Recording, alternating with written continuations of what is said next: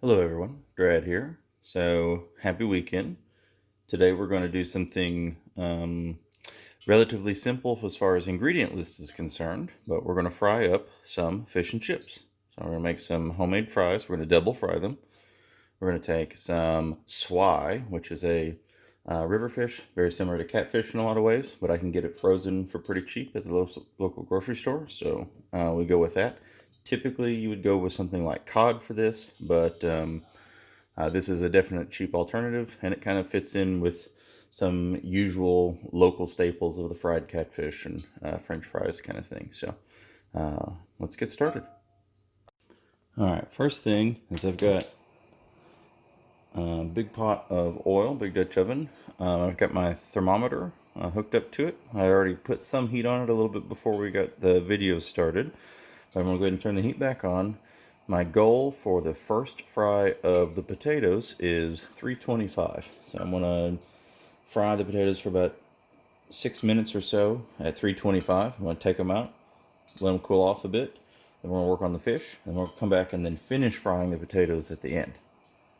Alright, while our oil comes up to temperature, the first thing I'm going to do is cut these Yukon Gold potatoes. This is the one I chose today. Russet would normally be just fine, regular Idaho russet potato. But this is what I had in the pantry, so we're going to use fries from these.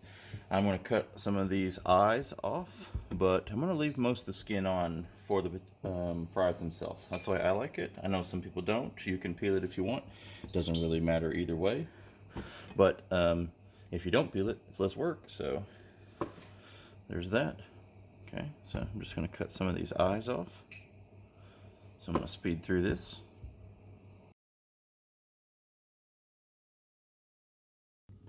Alright, now that we've got the eyes cut off the potatoes, I'm going to go ahead and cut them into the fry sizes. As I cut them, I've got a bowl of cool water here. I'm going to put them in there. It'll stop them from getting all brown on the outside for a little bit. Also, it'll wash some of the starch off the outside, which will also help during the frying process. Alright, so let's cut these into fairly even-sized pieces. So looking at the size of these, I like relatively large fries, so I'm going to cut this only into thirds for planks. And then each plank I'll cut into a fry that's about the same. They don't have to be exactly the same, but the closer they are to the same size, the more evenly they'll cook, and we definitely want that. So let's just speed through this.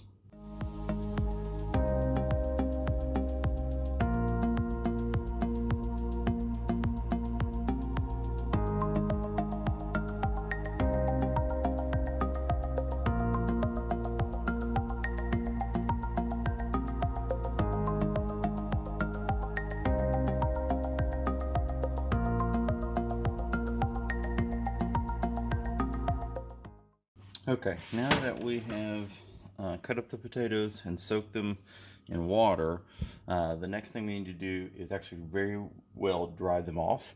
This water, you can see how cloudy it is. Some of that starch has come off, that's good. But the water on it when we go to fry it is a big problem. So we want to just take some handful at a time, put them on some paper towels or something of the like.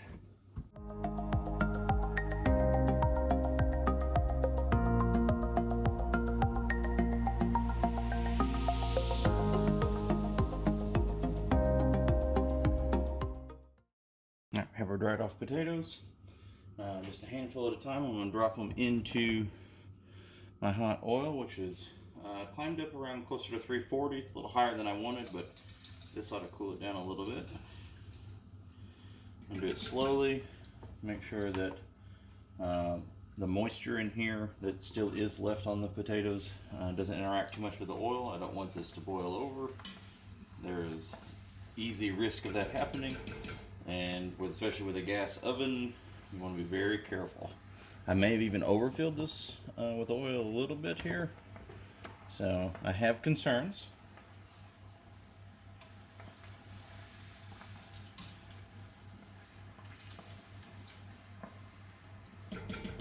It's one reason why we take it slow and we make sure that they're dry before we put them in here. If they were wet, they would react poorly with water and pop, and then it would boil significantly over. So we don't want that. That's very dangerous. That's how you start fires. Make sure these actually spread around and don't stick to one another. That's also important. I might be able to get these all in one pot actually. I'm going to set my timer for 6 minutes. Let them fry. They won't be done. That's okay. Okay, while we've got the first round of fries going through their first fry, we're going to go ahead and take our fish. This is swai. Like I said, very similar to catfish. It's been deboned. It's just a fillet. Notice how it's got a very prominent center line to the middle of the fillet. It's actually, if you rub your finger along this particular fish, you can actually feel some of that spine. So this is where we're going to cut our pieces up. We want to make sure we follow along that spine. Cut it, and then 2 or 3 pieces depending on the size of the fillet. So one little piece. Probably should have made that one a little bit bigger.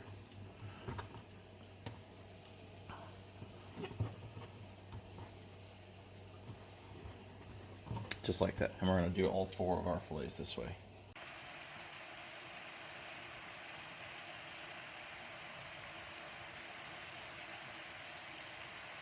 Okay, our timer just went off. I'm going to turn the heat down on the potatoes while I take them out. Move this thermometer out of the way. We've got a lined baking sheet with these racks. And I'm going to go ahead and take off. Let it drain, let it drip drain. And then onto the rack. I'm not going to salt these yet. Normally you do that as soon as you take them off. But they're going to go back in for another fry, so that doesn't, the salting it now doesn't do us any good. So I'm just going to take these off one scoop at a time.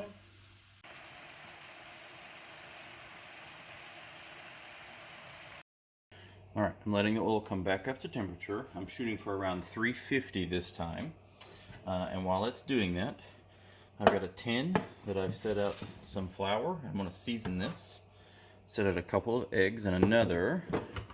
And then a mix of Italian breadcrumbs and panko breadcrumbs in my glass. So this is a 3-stage dredging station. So first let me go ahead and beat up these eggs.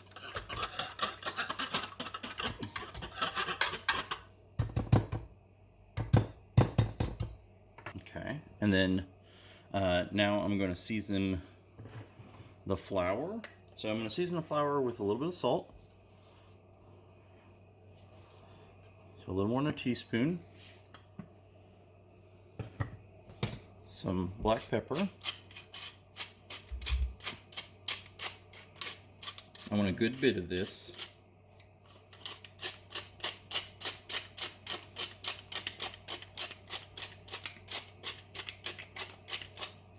Okay. Some garlic powder.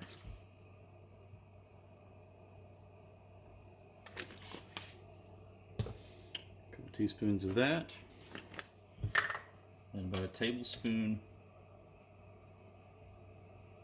of dried Italian seasoning. Maybe a little more. I think I'm going to go ahead and put another teaspoon of salt in here. And then just going to mix it up with my hands a little bit. Try not to make too much of a mess. Well, I can always clean that up. Okay. So with our 3 dredge station going, we're going to dip in the flour so that we can get solid coating in the nooks and crannies that we've got left. Get that. That's going to give a baseline for our flavor and seasoning. It's also going to help the final stage of the panko to stick so that we have a good crust on the outside. So the flour helps the egg helps the panko. Panko tastes delicious, crunchy bits once it's all well and fried up. Okay, we had to wait a minute for the oil to come back up to temp.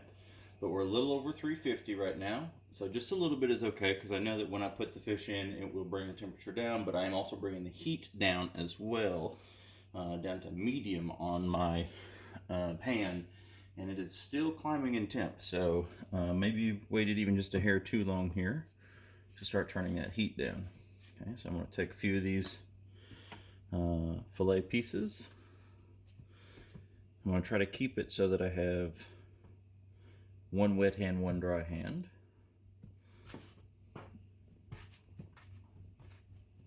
Just going to get these all pressed in, coated, several pieces here.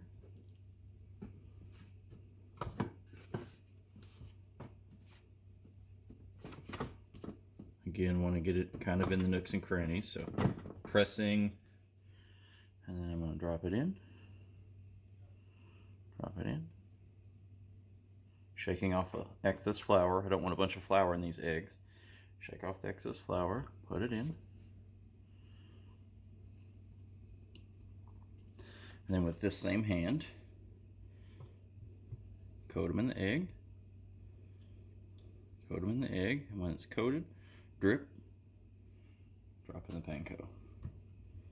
When it's coated, drip, drop in the panko. Now when I pick it up, I want to be careful not to like slide my thumb or finger across it. I just did it kind of on the other. That'll wipe some of that flour off and the egg, and I don't want to do that. I want to make sure that I've got good coating as best as I can.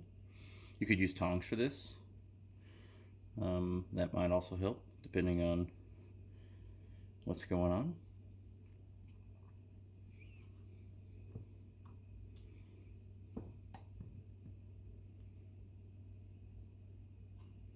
Okay, and with my other hand, I'll start grabbing some crumbs, coating it, trying to keep it from touching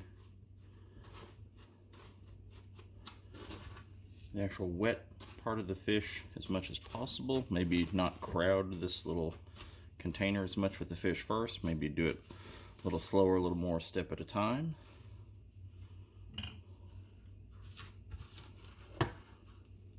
Scoop some up, toss it over, press down. That way I've got some good coverage. All right, so when we put them into the oil, I want to make sure that I drop it in, and drop it away from me. Start to dunk, drop it away from me. Start to dunk, slide it away from me. And then this will prevent me from splashing myself.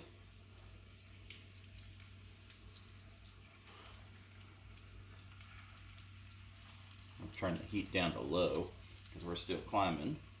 I don't want to cook these too hot.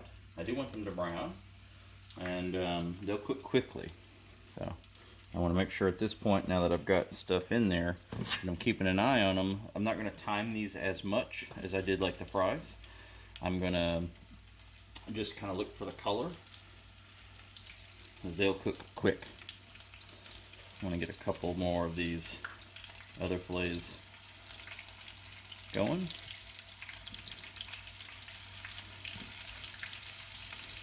Just a couple of minutes is all it's going to take. In fact, with my oil temp this high, we're likely to overcook them pretty quickly. So it's important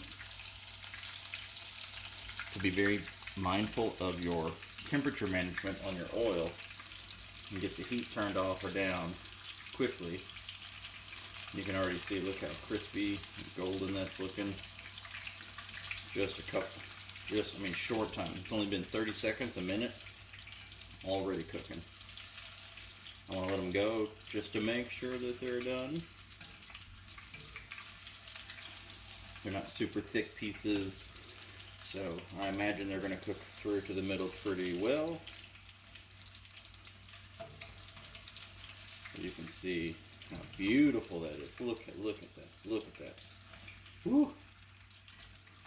Beautiful.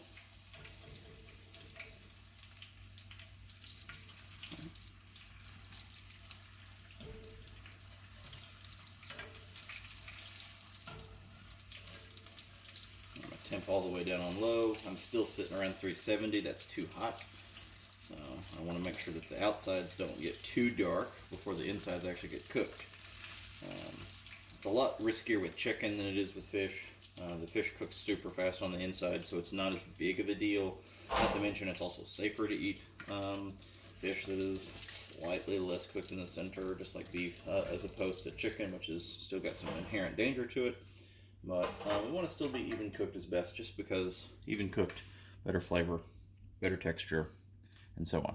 So we're just going to speed this up. We're going to do this process over and over till the fish is finished.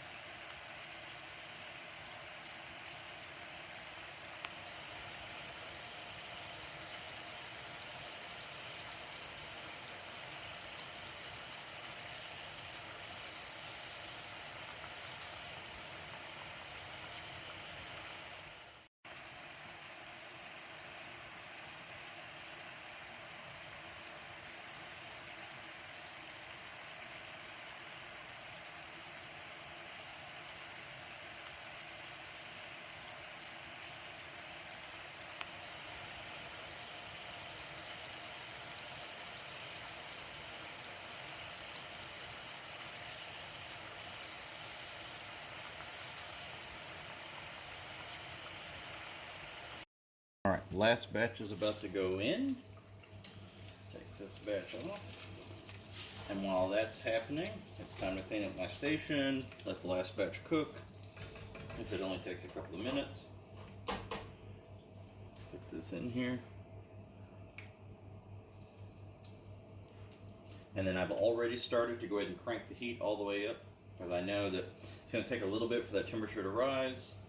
I'm at 355. I'm going to be shooting towards 400 to the second fry for the chips. So let this cook. It'll slowly rise in temperature. It came down a little bit from putting the fish in. Once it's about the time I take them out, it'll probably be hotter than I would normally like for the fish, but it'll be on its way towards the 400 mark I need here in just a minute. So let's clean everything up and I'll come back in a minute. Let's take this last batch out. One thing that I hadn't been doing very diligently, but I should be, every time I take a batch out, I should make sure to go ahead and put a little bit of salt while it's still warm. I'm going to do that now everywhere.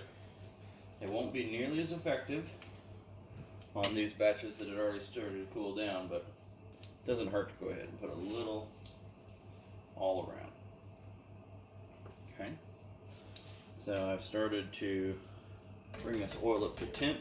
We're up to like 380. I got to bring it up a few degrees further. I do want to get close to 400. So as soon as the oil gets to temp, I'll come back. Okay, we have made it up to temp now. I'm going to turn the heat down just a little because I don't want that to keep climbing. All right, so I was willing to risk the first fry at putting all of these in at once. I'm not willing to risk it for the for this extra hot fry. So I'm going to work towards half. I think I can do it in 2 batches, but I don't want to go any more than half. So put this in here. Look at how this reacts. Trying to be mindful. I don't want this to boil over. Grease fire is no joke.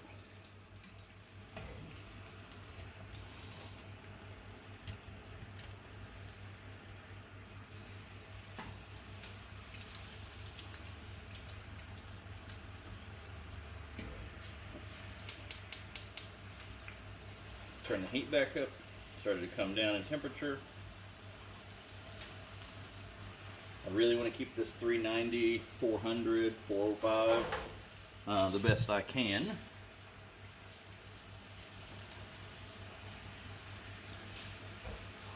So that's part of why I'm not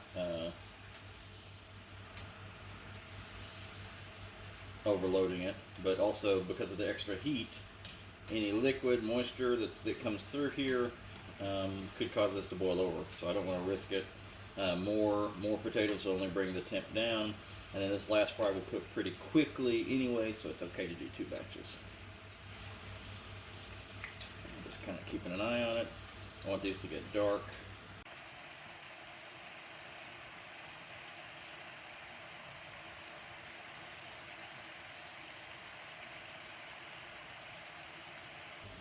Alright, these are starting to look dark enough.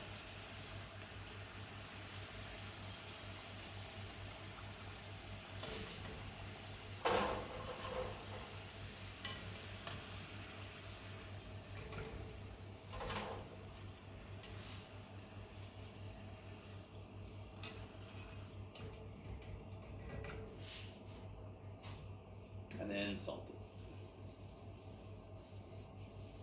Oh, they're still good and hot. Okay, and then next batch.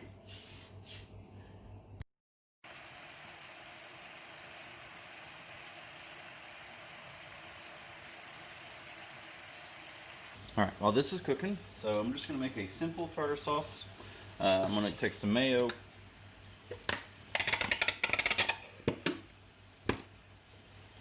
Got a little bit of mayo here. I'm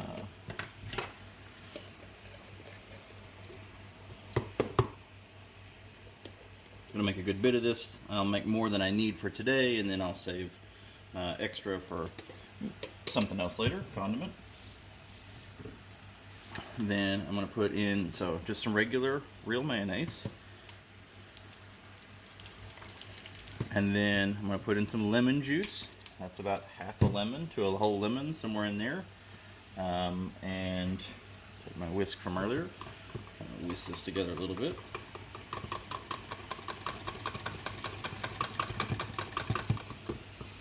I'm going to get some salt. I'm going to move these around a little bit. Yeah, these are coming along nicely. See, they're golden. They're not quite as dark as I want them just yet.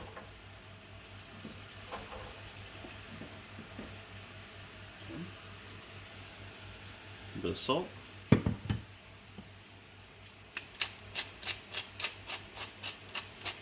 Some pepper.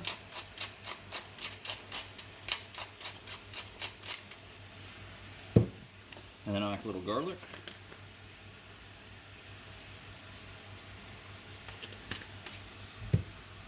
And just a little bit of dill relish, which is just basically chopped up pickles. And then some sweet relish. And I actually like a lot of the sweet relish for my tartar sauce. And then we'll kind of mix it up to taste, see where we are, see how we like it.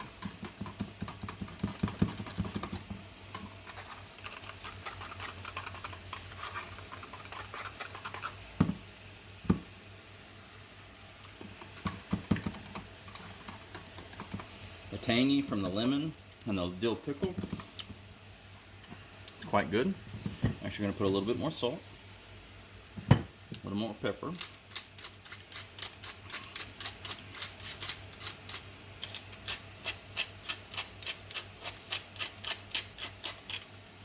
And then I'm going to put in some Old Bay seasoning.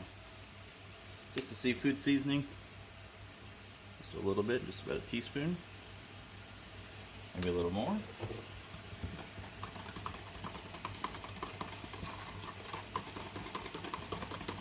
Give that a good mix.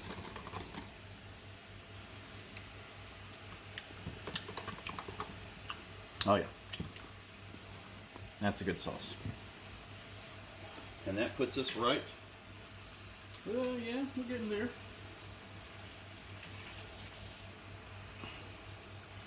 I think that's about right. I'll bring the salt back over so don't forget again.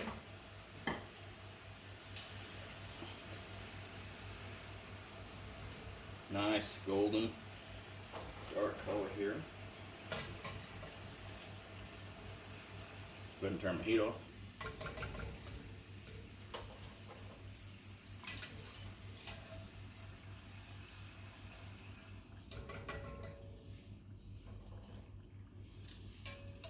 Now don't be alarmed by how dark this oil is. A lot of that is impurities from the breadcrumbs and stuff when we cooked the fish earlier. And so what I'll actually do is I'll strain most of this through a mesh strainer when I'm done, and then save in a couple of mason jars. I mean, we'll wait for it to cool way down first. We're not in any rush to do any of that. But after I strain out most of those impurities, it'll be slightly darker than just straight vegetable oil, which is what I used. But I can use that oil again for cooking fish. I wouldn't want to use that for chicken. For some cross flavor reasons, the oil will have a very fishy kind of smell to it, even after it's been filtered. So you want to save it just for cooking fish, but why waste it when it's still good? So let's make sure we salt up the fries. I almost forgot. And then we're going to plate it up. All right, this one's a simple plate. We just take a few of our fillets, 3 or 4 or so. Take a good handful of our crispy fries.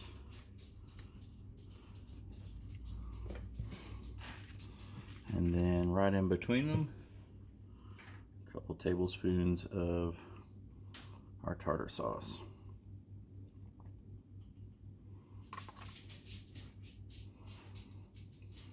There we go. Another hell of a meal.